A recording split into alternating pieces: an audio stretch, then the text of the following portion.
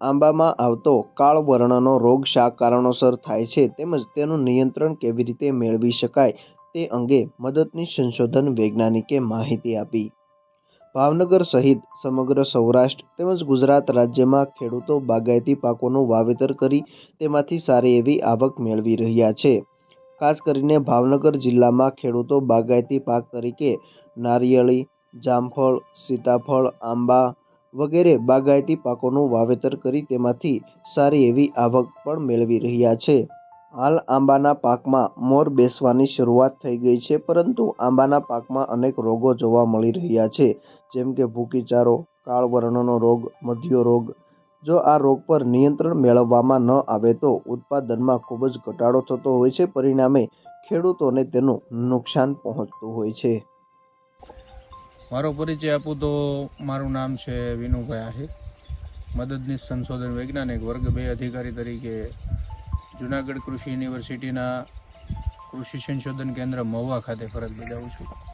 કાલવર્ણનો રોગ છે એ ચોમાસાની સિઝનમાં એનો પ્રભાવ સૌથી વધારે હોય છે અને અત્યારે ધીમે ધીમે એના પાન ઉપર દેખાય છે અને ત્યારબાદ એના જે નવું ફ્લાવરિંગ નીકળે છે એ ફ્લાવરિંગની ડાળીઓ ઉપર પણ તમને દેખાય છે અને ઘણી વખત આના ફૂલ ઉપર પણ તમને દેખાય છે.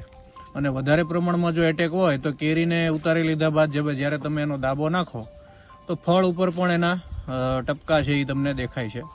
ખાસ કરીને આંબા કાલવર્ણ રોગમાં પાન ઉપર કાળા કલરના ટપકા છે એ બની જાય છે અને એ ઊંડા બને છે, જેથી કરીને ધીમે ધીમે એ ડ્રાય થઈ જાય ત્યાર પછી એમાં એક છેદ બની જાય છે. તો કાલવર્ણ રોગ આવી રીતે છે એ નુકસાન કરતો હોય છે. તો એના નિયંત્રણ માટે પણ સાવચેતીના પગલાં છે આપણે ચોમાસાની સિઝનમાં લેવા જોઈએ. ખાસ કરીને રોગની જ્યારે શરૂઆત થવાની હોય તો એ સમયમાં એના છંટકાવ છે એ 30 દિવસના ગાળે 2 થી 3 વખત કરવામાં આવે તો એનું નિયંત્રણ સારી રીતે મેળવી શકાય છે.